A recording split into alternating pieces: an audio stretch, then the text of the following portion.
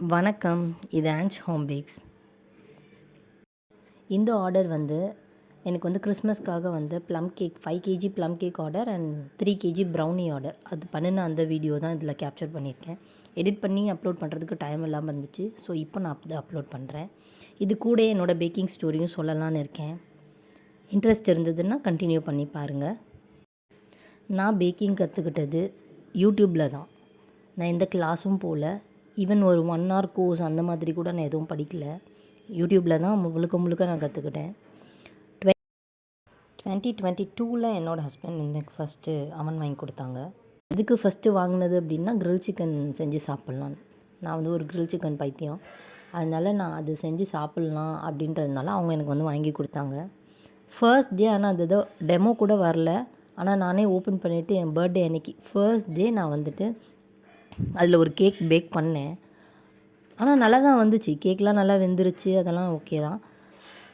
Chocolate cake ஒன்று try பண்ணேன். அப்போல்லாம் எந்த மெஷர்மெண்ட்ஸ்லாம் ரொம்ப பெருசாலாம் தெரியாது. ஏதோ மெஷரிங் ஸ்பூன்ஸ் வச்சு ஏதோ கொஞ்சம் குத்து மதிப்பாக ஒன்று செஞ்சேன். பட் ஆனால் அது ஒரு கேக் நல்லா தான் இருந்தது. அது மேலே ஏதோ சாக்லேட் சாஸ்லாம் கலக்கி அப்படி ஊற்றி அதை தான் கட் பண்ணேன். அப்போ என் ஹஸ்பண்ட் இதை கேட்டாங்க, இது பேர் என்ன வச்சுருக்க அப்படின்னு. அப்படி ஆரம்பிச்சது தான். அதுக்கப்புறம் எப்படியுமே அவனில் என்ன ஆயிடுதுன்னா இந்த டச் பேனல் போயிடுது. ஒரு 1 இயர்க்குள்ளே நானே என் ஃப்ரெண்ட்ஸ்கிட்டே நிறைய பேர்த்து கேட்டேன். அவங்களுக்குமே அந்த டச் பேனல் போயிடுச்சுன்னு சொன்னாங்க. அது போனோடனே ஒரு 6 மாதம் அதை தூக்கி ஒரு ஓரமாக வச்சாச்சு.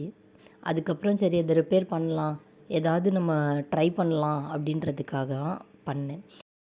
2024 என் பர்த்டேக்கு என் ஹஸ்பண்ட் எனக்கு எலக்ட்ரிக் ஹேண்ட் பீட்டர் வாங்கி கொடுத்தாங்க. அதில் ஆரம்பித்தது தான் பிஸ்னஸ். ஏதோ கடவுளோட ஆசீர்வாதம், என் ஹஸ்பண்டோடைய சப்போர்ட், இது ரெண்டுமே எனக்கு இருந்ததுனால நான் இதை பிஸ்னஸாக ஆரம்பிக்கலாமா. ஏன்னா எனக்கு எந்த திங்ஸ் ஒரு பேசிக்கான நாலேஜ் கூட எனக்கு பேக்கிங் பற்றி அப்போ எதுவுமே தெரியாது. எல்லாமே நோட் டவுன் பண்ணி எழுத ஆரம்பிப்பேன். யூடியூப் தான் பார்த்து கற்றுக்கிட்டேன். எல்ஃபின்ஸ் கிச்சன், ஜேகேஆர் ரெசிபீஸ், ரொட்டி கடை, அப்புறம் ரம்யான்னு ஒரு சேனல், இந்த மாதிரி நிறைய சேனல்ஸ் பார்த்து அவங்க ஒவ்வொருத்தவங்க ஒன்று ஒன்று சொல்லுவாங்க. பேசிக்காக எசென்ஷியலாக என்ன கடையில் போய் வாங்கணுன்றது கூட எனக்கு தெரியாது. எது எந்த கடையில் கிடைக்கும், இந்த ப்ராடக்டோட பேர் என்ன அப்படின்றத கூட நான் எழுதி வச்சுட்டு அதுக்கப்புறம் கடைக்கு போய் அது எங்கே இருக்குது என்னன்னு சர்ச் பண்ணி கொஞ்சம் கொஞ்சமாக திங்ஸ் வாங்கி அதுக்கப்புறம் கற்றுக்க ஆரம்பித்தது தான் இந்த பேக்கிங்.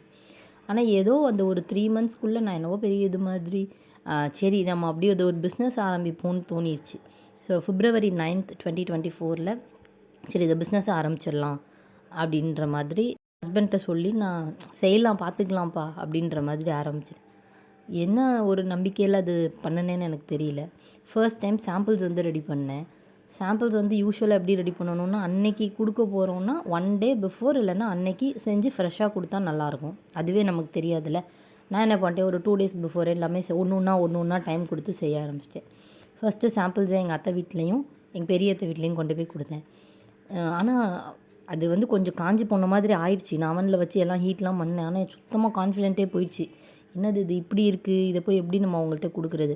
ஆனால் அவங்க 2 பேருமே சாப்பிட்டு பார்த்துட்டு நல்லா தான் இருக்குது, நீ ட்ரை பண்ணு, நீ என்ன போய் கற்றுக்கிட்டா இருந்த, சும்மா ட்ரை பண்ணு பார்த்துக்கலாம் அப்படின்னாங்க. அப்படி ஆரம்பித்தது தான் இந்த பிஸ்னஸ். இதில் என்னோடய ஃபர்ஸ்ட் கஸ்டமர் என்னோடய ஹஸ்பண்ட் தான்.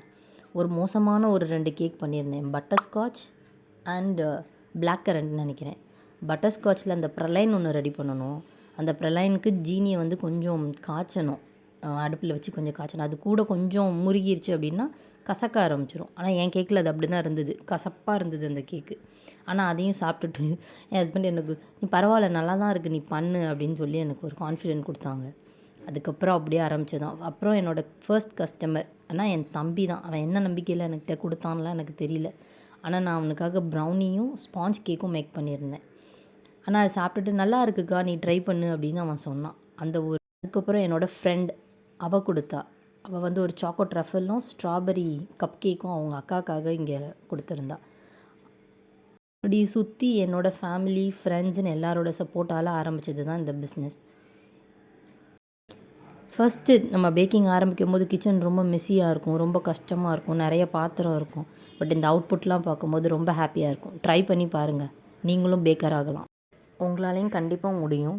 ட்ரை பண்ணி பாருங்கள். பேக்கிங் தான் இல்லை, எந்த பிஸ்னஸாக இருந்தாலும் பெஸ்ட்டு தான்.